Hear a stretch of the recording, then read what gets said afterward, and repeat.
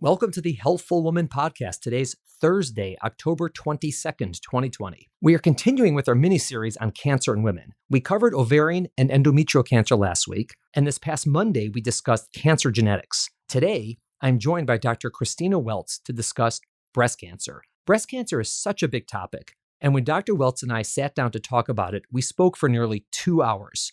So we decided to divide this topic into 3 separate podcasts. Today will be an overview of breast cancer. Next week, we're going to have one podcast on breast cancer screening and mammograms, and another podcast on breast cancer diagnosis and treatment. Dr. Weltz is a breast surgeon at Mount Sinai and has been treating women with breast cancer for the past 20 years. She was one of my professors when I was a medical student and is everything you want in a doctor. She's smart, she's skilled, she's thoughtful and kind. Unfortunately, breast cancer looms large over many women's lives, but hopefully these podcasts will provide useful information for women and maybe even demystify some of the topics related to breast cancer. In the same regard, our sponsor for these podcasts, Sharsheret, is a nonprofit devoted to supporting women with breast and ovarian cancer and their families. Again, their website is www.sharsheret.org. You can find links to them on our website and social media posts, and they're really terrific. Thanks a lot. Have a great day and have a great weekend. Welcome to today's episode of Healthful Woman, a podcast designed to explore topics in women's health at all stages of life. I'm your host, Dr. Nathan Fox, an OBGYN and maternal fetal medicine specialist practicing in New York City. At Healthful Woman, I speak with leaders in the field to help you learn more about women's health, pregnancy, and wellness. I'm joined today by Dr. Christina Weltz, who's an assistant professor of surgery and surgical oncology at Mount Sinai, and you work in the Dubin Breast Center doing primarily breast surgery and women with breast cancer, correct? That is correct. Welcome. I'm so happy you're here. You and I have busy schedules, and fortunately, you're taking care of a lot of people very well, and you're unfortunately busy because of what you do, but fortunately, I was able to get you in between operating room cases and patients so we can talk about this really, really important topic. Thank you so much for agreeing to come on. My pleasure. Thank you so much for asking me. So for our listeners, Dr. Weltz, as I first met you, Christina, you were one of my teachers in medical school. So way back when, it must have been like your first day out of residency, now that I think about it. But at the time, I don't think I knew that. It could have been. What year did you graduate from medical school? So I graduated in 2001. So I would have been with you probably in, 99, 2000, in that range. That's exactly when I started. Yep. What impressed me so much at the time, and this is where I'm going to embarrass you in front of the whole audience, is, when you're in medical school, you meet all these various people and attendings and surgeons and internists and cardiologists. And, you're talking about hundreds and hundreds of people, but there's a few that always stick out is say like, wow, like that's a good doctor. That's someone who I would send a family member to, someone who I would see. I just remember you're a great teacher. You're really kind to the patients. You're a great surgeon. And from that point on, pretty much, you're the person I've been contacting when I, need to refer someone for anything related to breast surgery or breast cancer. And I appreciate having you around. That's really where it started. You were just an awesome teacher in med school. And there you go. Thank you. That is so nice of you. I mean, it's possible that one of the interactions that we had, when I started, one of my responsibilities was running the breast clinic.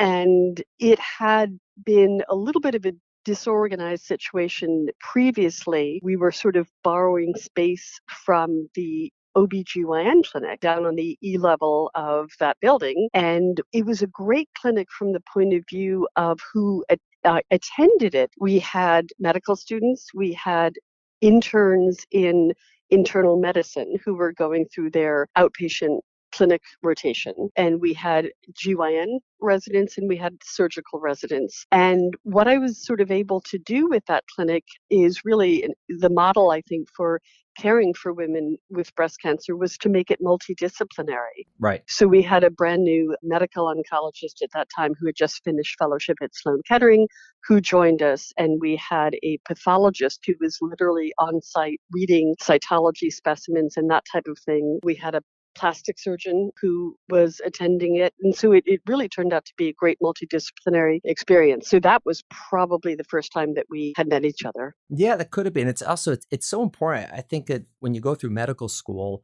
obviously you have to learn it a lot. And some of what you have to learn is, from a book or a lecture. Some of it is just sort of how to interact with patients, talking and thinking.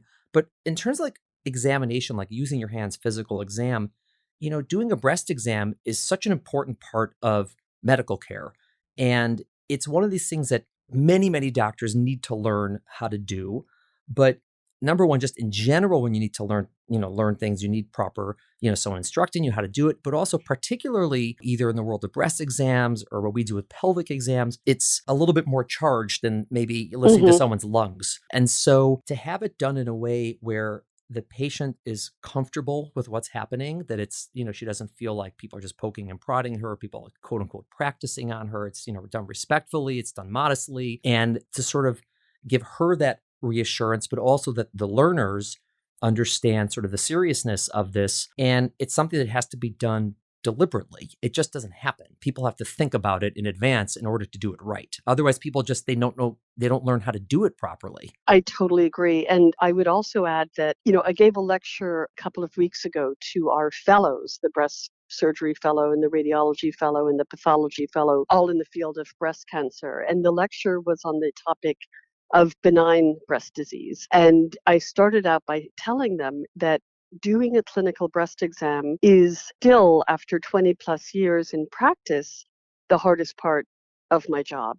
And I actually spoke to them about it in the context of how difficult it is for gynecologists who are doing breast exams on a routine basis on women of all ages, including young women with extremely dense fibroglandular fibrocystic breasts.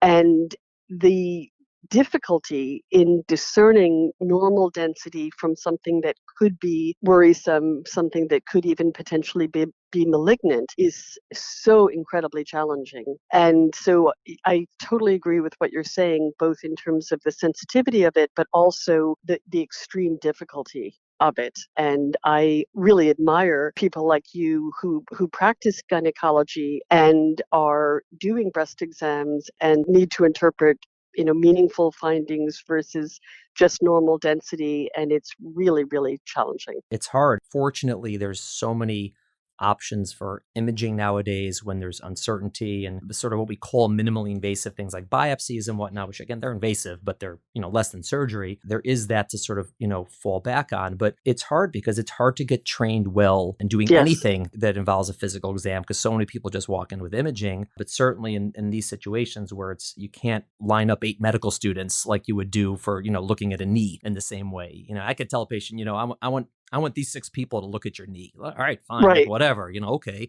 But, you can't do that in these circumstances. So it takes a lot of, a way to train people. And a lot of doctors stop doing them because they're just like, I'm not comfortable doing them anymore. I'm not good at them anymore. And so they get funneled into either OBGYNs or, they just go to you. How'd you get into this in the first place? What's your background that brought you to go, into medicine? And then I'll, after that, ask you about, surgery and breast surgery in particular. Medicine was an absolute complete fluke and was totally the last thing that I ever thought I would be doing. I thought I was in dental school. Hey, turns out it's medical school. Yeah. No, it's even worse. It's even worse. I was going to go into politics. I grew up in New York City, not far from the hospital. My passion was constitutional law and politics. Wow. And I had worked in high school years, both in city and state politics, and all of that sort of culminated in my senior year of high school, where I was very fortunate to be given the year off, if you will, and spent the year in Washington working on Capitol Hill for a newly elected U.S. Senator.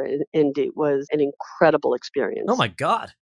Wow. It was just an extraordinary experience. One of his committee assignments was the Judiciary Committee, and he was also assigned to be on the subcommittee for the Constitution. So this was 1978, 79, and I was researching and writing memos and attending hearings related to things like abolishing the Electoral College, which, would have been nice if we could have accomplished that then. I don't know if we ever will. But that was really my passion, and that was my intention. So I went to college with that intention, and I was actually accepted into kind of an interesting situation at college. I was offered the ability to do 2 undergraduate years and then go straight into the law school, which I decided not to do because I didn't want to rush college. But as an undergrad, I thought the best way to end up as a good policymaker was to study humanity, to study history. So I majored in history and literature. That was an incredible experience. And I was literally in my senior year. I would have been starting law school a few months later. And out of the blue, I decided I wanted to volunteer at a children's hospital just to do something off the campus, something that was meaningful to me. And I love kids. So I ended up once a week at Boston Children's Hospital volunteering. And I found myself one day playing cards with a 9-year-old boy who had been born with a very significant hip abnormality. And he had just undergone major surgery to correct this condition. And while I was playing Go Fish with him, his orthopedic attending surgeon came into the hospital room. And I was there while this child stood up and walked for the first time in his life. And I was moved beyond belief. And I found myself in a janitor's closet sobbing my eyes out, basically. I went back to my dormitory room, picked up the phone, called my parents and said, I'm going to take a pass on law school. I have to be a doctor. Wow. And that was it. I never looked back. So I stayed on a little bit extra to do all of the pre-medical courses and went to medical school thinking I would go into pediatrics. As soon as I started doing clinical rotations, my first rotation was GYN, followed by a month of obstetrics. And the first time I was in the operating room was scrubbing on a myomectomy, big, huge fibroid, and they let me staple the closure, and that was it. I knew I had to be a surgeon. You knew two things. I had to be a surgeon, and I had to not be an OBGYN. No, I loved the specialty and I loved obstetrics. I could not get enough of it. I did that rotation actually at Pennsylvania Hospital. I was a med student at UPenn. It was a fabulous hospital for GYN Yeah, and sure. GYN oncology and obstetrics as well. Still so is, that was yeah. Yeah, really amazing. And then in the context of my training, I very much went in the direction of breast surgery.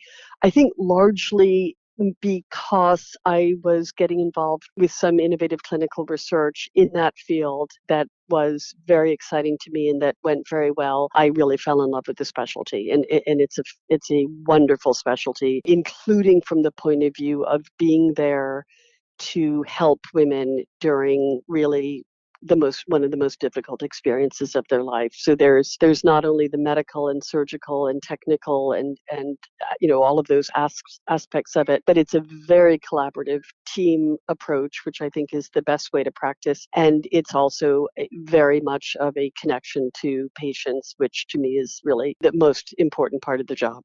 Yeah, and I think that's so interesting. And when you're talking about your sort of draw towards humanities and law and policy.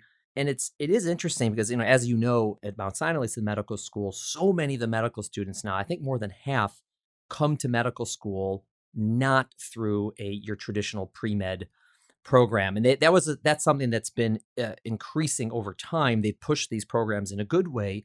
And what they've come to learn, and many people around the country have come to learn, you don't need a science person to go to medical school. You need someone who's bright and caring and kind, and we can teach them whatever chemistry they need to know, which is very little. We need to, whatever biology you need to, we'll teach you. Like, it's okay. There's no such thing as, you don't need like a chemist or a mathematician to go into medicine, because the skills you require aren't typically scientific. They're mostly people skills. I mean, if you're bright, I couldn't agree more. And I think if your heart is in the right place and your motivation is there, that's 99% of the battle. I was just curious, how did breast surgery become like a field in itself? Because you don't really hear about, other than maybe like heart surgeons, cardiac surgeons, you don't hear about people saying like, I'm a pancreas surgeon, or I'm a, just liver. Or is it something that just evolved because it was very technically complicated, or just because it was such a maybe more loaded experience that you needed people who just did this because, like you said, they had to work through everything else in addition to just the surgical or medical aspect? It's a really good question. I think part of it is that I think so many aspects of general surgery, which is, the field that breast surgeons originally train in, so many aspects of it are becoming increasingly specialized. When I was training,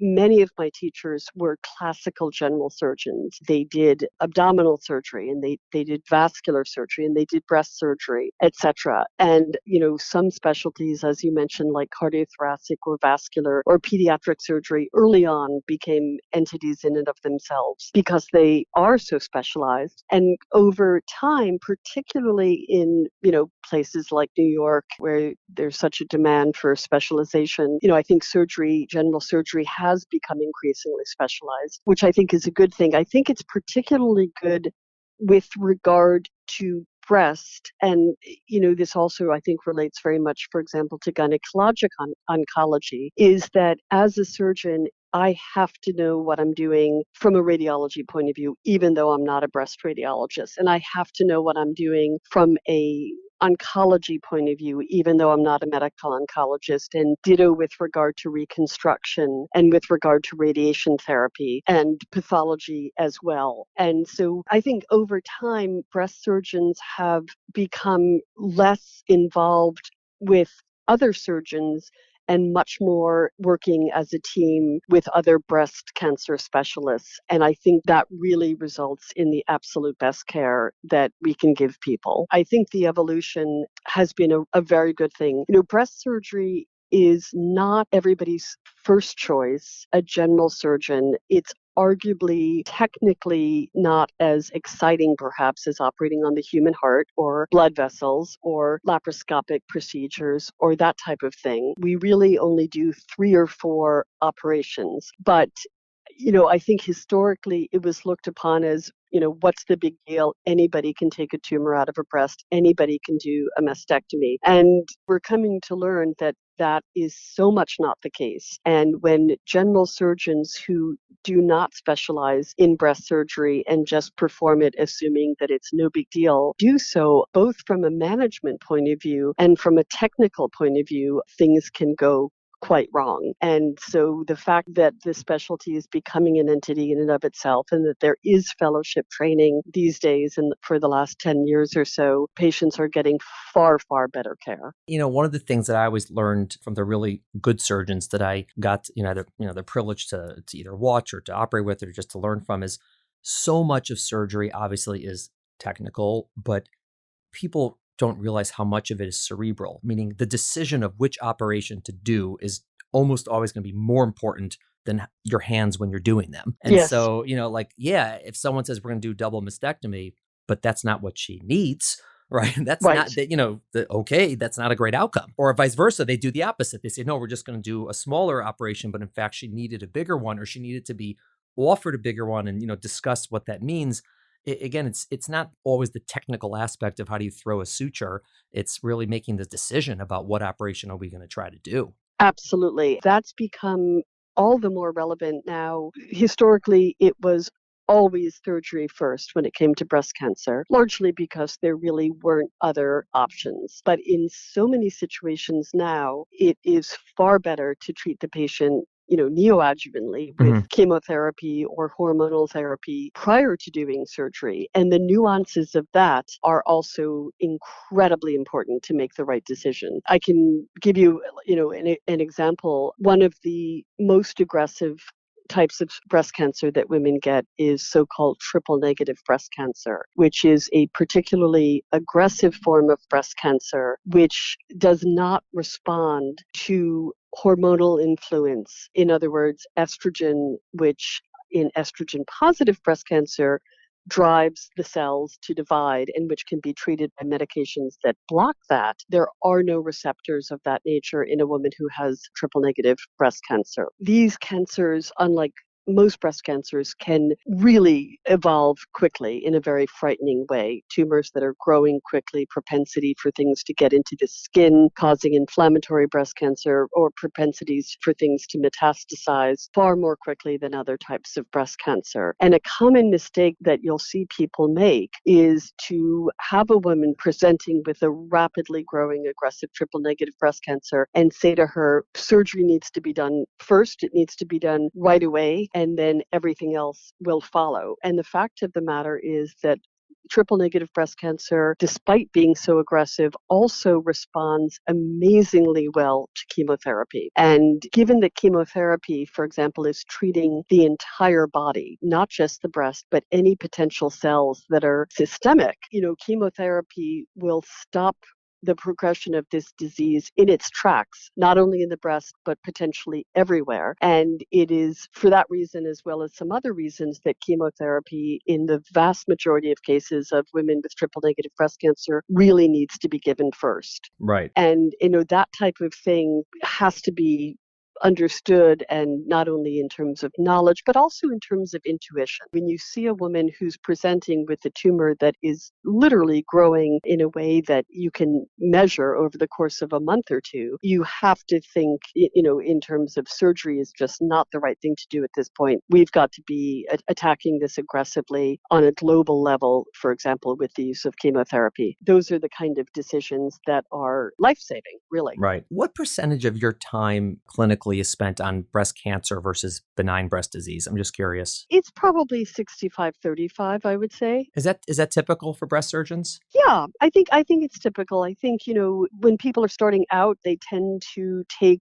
just to get established in practice and whatnot, often start out, treating a lot of benign entities or just doing problem solving, which is a big component of the treatment of breast issues. And over time, people will sort of go in the direction of only wanting to treat women who have breast cancer. And I've always felt that, of course, arguably the most important thing that I do is in the treatment of breast cancer. But I very much enjoy taking care of women with benign disease. I love solving problems. And a lot of what you see in the treatment of benign or presumably benign disease relates to detective work and solving problems and making a determination as to whether something is or is not malignant. And I really enjoy that. It's harder in many ways, kind of like what I was saying before, that doing just routine breast exams is incredibly hard. Seeing women with benign disease is also very difficult. Yeah, I mean, listen, it's obviously rewarding if someone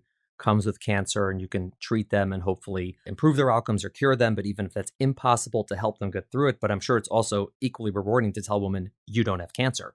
Like, you're good to go. That must be a great day, Very. Women will come in your office with a self-detected mass, and it's incredibly scary. Yeah. And of course, their assumption is that it's probably malignant. And fortunately, it usually is not malignant. And you check it on ultrasound and put a needle in it, and it's a cyst, and in 5 seconds it's gone, and it's great. I mean, obviously, breast cancer is something that fortunately gets a lot of attention. And on the plus end, because, there needs to be, awareness and screening and funding and all these things. But women are terrified of it, obviously. I don't think I've ever met anyone who's not terrified of getting breast cancer. Why is that? Is that sort of because of all this attention, or is it really, appropriate for them to have this feeling? Where does that come from, sort of in your sort of experience? It comes from largely the fact that it is such a common cancer. It is the most common, with the exception of, very, very treatable skin cancers. It is the most common cancer that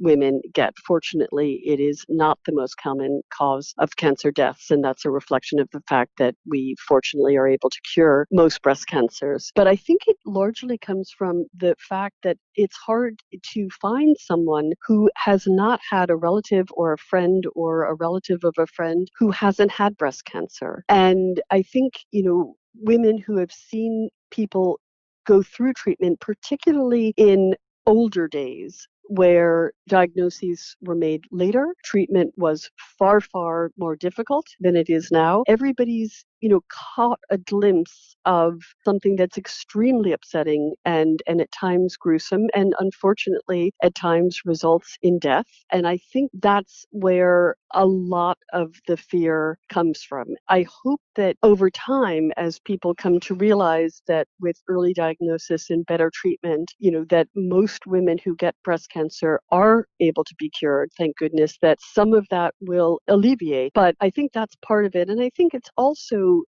a reflection of the fact that even though breast cancer, of course, becomes more common with age, nevertheless, there are women as young as 20s and 30s and early 40s who get breast cancer. And, having done this for, again, a long time, there is nothing more upsetting and tragic than a young woman, who has young children struggling with this disease. And I think that's the biggest terror of the whole thing. And I think anybody who has experienced that or known of someone who went through that or even seen a movie or television show depicting that, I think that's where the terror comes from. I think you brought up a lot of really important points. I mean, it is really common. I mean, the number that people quote is that a lifetime risk is like over 10%. They say like 1 in 8 women will, you know, but as you said, that's a pretty scary number for people to process. But as you said, particularly with screening and good treatment, the overwhelming majority are not going to die because of their breast cancer. They're going to get treated. They're going to be well. And you would think those would only improve with time, right? Someone who's right now 20 or 30, it's possible that if she's unfortunate enough to get breast cancer when she's 50, 60, or 70, you're talking 30 years from now. Think of the treatments now, if they could have imagined that 30 years ago, how different it is. And so it's one of these things that it changes the numbers when we look at it, but it definitely explains why people are so afraid. I agree. I think it's also really important to point out that with more knowledge of breast cancer in terms of how it behaves biologically and prognosis and treatment, we're really coming to realize that breast cancer is many different diseases. And it ranges from very, very non-aggressive, indolent, strongly estrogen responsive tumors that are extremely treatable and curable in close to 100% of the time. And then really on the opposite end of the spectrum are far more aggressive types of breast cancer, things that present in very frightening ways, including inflammatory breast cancer, which is a particularly frightening entity. And, I think as with any disease or any medical condition, the scary ones are going to be the ones that stay in people's minds or that, again, might be depicted in a book or a movie or a television show. And, that combined with the kind of numbers that you were just talking about, lifetime risk of 1 out of 8 in America, it would certainly bias people to think that if you get this thing, it is going to be absolutely dreadful. And fortunately, that's not the case. Yeah, and I think a lot of times, particularly with breast cancer, a lot of women don't talk to others about it, right? They don't tell people. Someone has a very early treated breast cancer. Her friends might not know about it. Her family might not know about it. And so frequently, the people in their lives that they know have breast cancer are the ones who are more sick and maybe undergoing bigger operations or, out of work or, or undergoing chemo.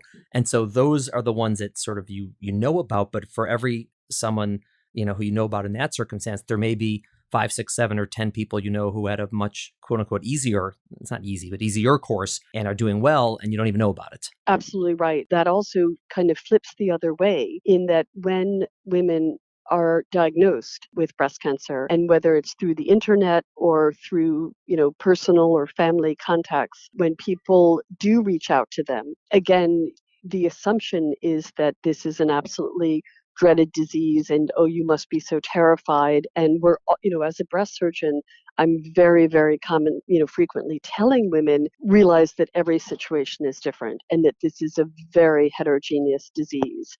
And, don't fall into the temptation of listening to people who might have had one experience or known someone who had an experience, because everybody's situation is different. So I think it can sort of go both ways. So a lot of women become extraordinarily afraid because of people talking and giving them advice that is really not reflective of their particular type of breast cancer. Thank you for listening to the Healthful Woman podcast. To learn more about our podcast, please visit our website at www.healthfulwoman.com. That's HEALTHFULWOMAN.com. If you have any questions about this podcast or any other topic you would like us to address, please feel free to email us at hw@healthfulwoman.com. Have a great day. The information discussed in Healthful Woman is intended for educational uses only and does not replace medical care from your physician. Healthful Woman is meant to expand your knowledge of women's health and does not replace ongoing care from your regular physician or gynecologist. We encourage you to speak with your doctor about specific diagnoses and treatment options for an effective treatment plan.